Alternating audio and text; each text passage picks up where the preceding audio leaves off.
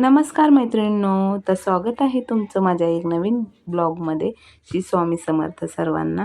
आणि सगळीकडे अफवा पसरल्यात की गॅस भेटणार नाही म्हणून मी पण जाऊन आली गॅस एजन्सीमध्ये, कारण की खूप दिवस झाला माझं बुक केलं तर आलं नव्हतं. खूप आज आळस आला होता, नाही खूप जास्त आळस आला होता.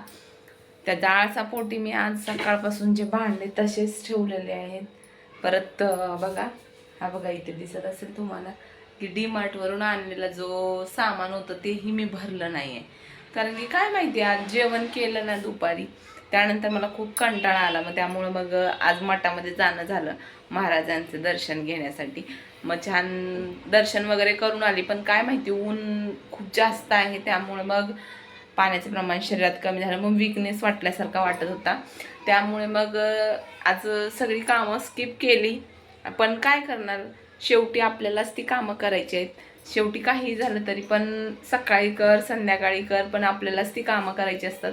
म्हणून मग आता विचार करते, आता सुरुवात करते कशी तरी कामाला. आता कंटाळा घालायला लागेल, कारण की संध्याकाळचं जेवण बनवायचं आहे. म्हणून मग आता ही भांडे वगैरे सगळे घासून घेते. दिसतात तुम्हाला हे भांडे मी घासून घेते. आणि मग भांडे घासून थोडासा पसारा बिसारा आवरून हे परत सामान पण भरायचं आहे, ते सामान भरून घेते. आणि मग भांडे घासायला घेतले. भांडे घासून विचार करत चालला होता डोक्यामध्ये की संध्याकाळचे सगळ्यांचाच विचार असतो की म्हणजे संध्याकाळ झाली तर आता जेवण काय बनवायचं. तर असा विचार करत करत मग विचार केला आणि विचार केला की आता वरण भात लागते, तोपर्यंत दुसरी जी कामं आहेत ते करत करत डाळ भात शिजून जाईल आणि मग डाळीला फोडणी देईल. मग त्यासाठीच मी डाळ लावायला घेतली आणि फक्त आज तुरीची डाळ लावते आहे. कधी कधी मी मसूर आणि तूर दोन मिक्स लावत असते, कधी मुगाची लावत असते. म्हणजे असं आलटून पलटून लावलं तर आपल्याही शरीराला त्रास होणार नाही. आणि मुगाची डाळ ही थंड असते, म्हणजे जास्त बोलतात ना ॲसिडिटी होत नाही त्याने. आणि तुरीच्या डाळीने जास्त प्रमाणात ॲसिडिटी होते आणि मला ॲसिडिटीचा त्रास आहे, त्यामुळे मी जराशी मसूरची डाळ थोडी मिक्स करत असते. त्याची चव छान लागते मसूर डाळीची. आणि मग डाळ ही स्वच्छ कुकरमध्ये टाकून धुवून घेतली. दोन्ही एकदाच लावत नाही, कारण की मोठं कुकर लावायला मला कंटाळा येतो आणि छोट्या कुकरमध्ये पटापट होऊन जातं. तर माझे आता भांडे होईपर्यंतच हे कुकर झालं बघा. डाळ झाली पूर्ण, भांडे घासून घेतले आणि हे डाळ आता एका पातेल्यामध्ये काढून घेते आणि त्याच कुकरला मी आता भात लावते, जेणेकरून आता पसारा दुसरा जो सामान आणलेला आहे ते मी भरून घेते. आणि थोडंसं काम केलं तर आता तहान लागते आणि पाणी पिणं खूप गरजेचं आहे. नेहमी थोड्या थोड्या वेळाने पाणी पित राहा, जेणेकरून आपल्याला वीकनेस येणार नाही, कारण की उष्णता खूप वाढत आहे. आणि थंड पाणी म्हणजे मी माठातलंच पाणी पिते. संध्याकाळी माठ भरून ठेवत असते आणि मग तो सकाळी दिवसभर जातो आणि थंडही पाणी होतं. मग ही डाळ मी जी एका पातेल्यात ओतून ठेवली आणि मग नंतर ह्याला फोडणी देईल. आणि मग नंतर तांदूळ धुवायला घेतले आणि भात लावून घेते. तोपर्यंत सामान लावते भात होईपर्यंत. नंतर मी डाळीला फोडणी देईल आणि पिऊला पण ट्युशनला आणायला जायचं आहे. मग असं छान असा भात लावून घेतला आणि सगळी कामं करता करता आपण जेव्हा एकदा स्टार्ट करतो ना कामं करायला, त्यावेळी खूप लवकर लवकर कामं होऊन जातात. परंतु एकदा कंटाळा केला ना तर त्या गोष्टीचा कंटाळा येतो आणि एकदा उल्हास आला ना म्हणतात ना, तर कितीही कामं करायला. आणि उन्हाळ्यामध्ये काय माहिती, संध्याकाळच्या वेळेमध्ये कामं करायला छान वाटतं, पण सकाळपासून कंटाळा येतो. तर मग असं सगळं करून झाल्याच्या नंतर मी पिऊला आणायला गेली. भात झाला आणि मग नंतर डाळीला फोडणी द्यायला घेतली. डाळीला फोडणी साधीच देणार आहे, तिखट डाळ करणार नाही आहे. आणि काय माहिती उष्णतेमुळे जळजळ वाढते, त्यामुळे मी साधी डाळ करणार आहे. तर या डाळीची रेसिपी मी आपल्या चॅनलवरती टाकलेली आहे, जर तुम्हाला बघायची असेल. आता काय पूर्ण दाखवत नाही. याच्यामध्ये फक्त आपल्याला जिरे मोहरी आणि लसूण आणि कोथिंबीर एवढंच टाकायचं आहे, दुसरं काही जास्त टाकून घ्यायचं नाही आहे. मग त्यासाठी मग एका पातेल्यामध्ये तेल टाकून घेतलं आणि एका साईडला बघा जी आपण डाळ बनवली होती ना, ती डाळ ठेवली गरम करायला.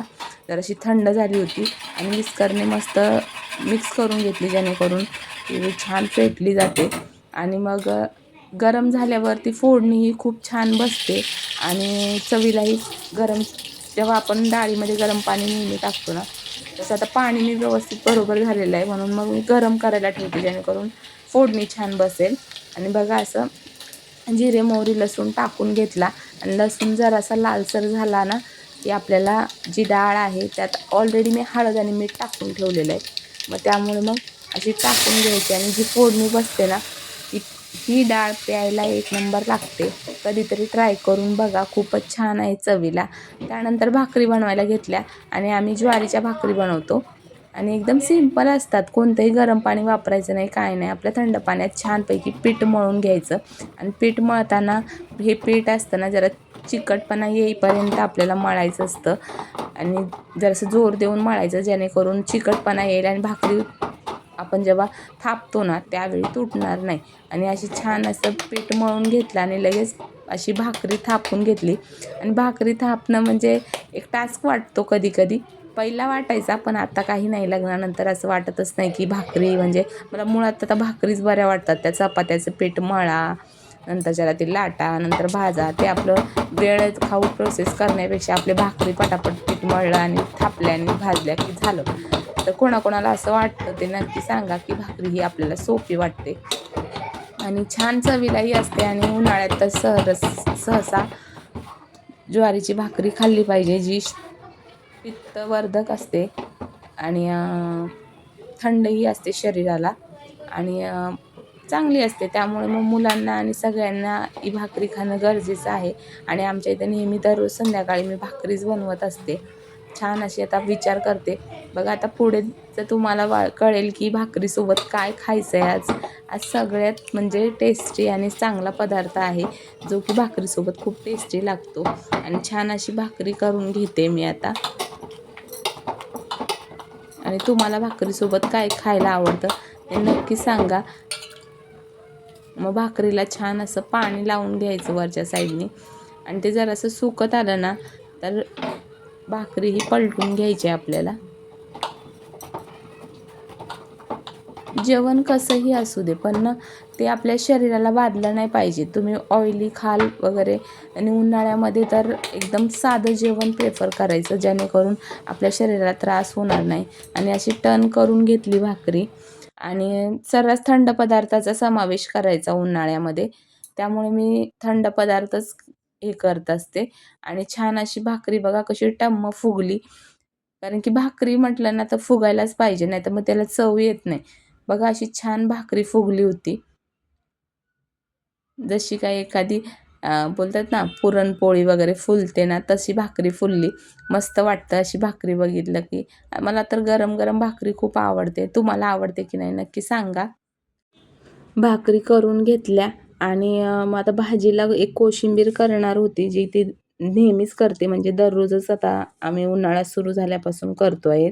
आणि मग नंतर ठेचा बनवायला घेतला. काहीतरी चवीला असं तिखट तिखट खायचं इच्छा होते दह्यासोबत, तेव्हा मग ठेचा बनवायला घेतला. छान अशा हिरव्या मिरच्या भाजल्या थोड्याशा, नंतर त्याला त्यावरती तेल टाकून घेतलं. तेल टाकल्याच्या नंतर अजून छान परतून घेतल्या या हिरव्या मिरच्या. आणि अशा पद्धतीचा ठेचा आमच्या गावी बनवतात. आता तुमच्या गावी कशा पद्धतीचा ठेचा बनवला जातो ते नक्की सांगा. कोणाकोणाच्या खोबऱ्याचा बनवतात, तर आमच्या इथे शेंगदाणे टाकतात त्यामध्ये. कोणाकोणाच्या इथे फक्त खोबऱ्याचं प्रमाण जास्त असतं. आणि लसूणही सोलून घेतला आणि छान बघा किती छान वाटतं आणि तोंडाला पाणी सुटतं. तर ठेचा बनवताना पहिल्यांदा जिरे टाकले मी आणि हिरवीगार अशी कोथिंबीर स्वच्छ धुवून टाकली आहे.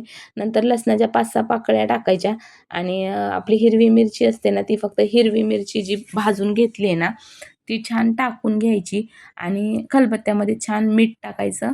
मीठ थोडंसं किंचित थोडं जास्त टाका, कारण की तिखट असतो ना, तर तिखटपणा कमी होतो. आणि छान असा ठेचून घ्यायचा. आणि असा ठेचलेला ठेच्यात आणि मिक्सरमधून काढलेल्या ठेच्यात फरक असतो हा. तर बघा नंतरच्याला छान भाजलेले शेंगदाणे टाकून घ्यायचे आणि याची चव तोंडाला पाणी सुटणारी असते. आणि दह्यासोबत खा, कशासोबतही खा, खूप छान लागतो. आणि सगळेजण आमच्या इथे दह्यासोबतच खातात. तुम्ही कशासोबत खाता हे सगळ्यात सांगायला विसरू नका. आणि हा ठेचा जो आहे डब्यामध्ये भरून फ्रीजमध्ये 8 दिवस तुम्ही ठेवू शकता आणि नंतर खाऊ शकता, कधी जेव्हा आपल्याला जेवणामध्ये वाटेल तेव्हा. आणि छान अशी फ्लावरची भाजी बघा, ही सकाळची भाजी होती आणि ठेचा आणि कोशिंबीर मी बनवली होती आता. तर मस्त असा ठेचा, कोशिंबीर म्हणजे तिखट लागल्यावरती कोशिंबीर ही सपकच बनवली होती. आणि नंतरच्याला छान संध्याकाळचे भांडे वगैरे घासून घेतले, मडकं भरून घेतलं आणि मग आता उद्याच्या भाजीची तयारी करण्यासाठी मडकं भरतच विचार केला की मटकी भिजत घालते. मटकी भिजून म्हणजे उद्याच्या भाजीचं टेन्शन राहणार नाही. तर व्हिडिओ आवडला तर लाईक करा, शेअर करा आणि सबस्क्राईब करा. धन्यवाद.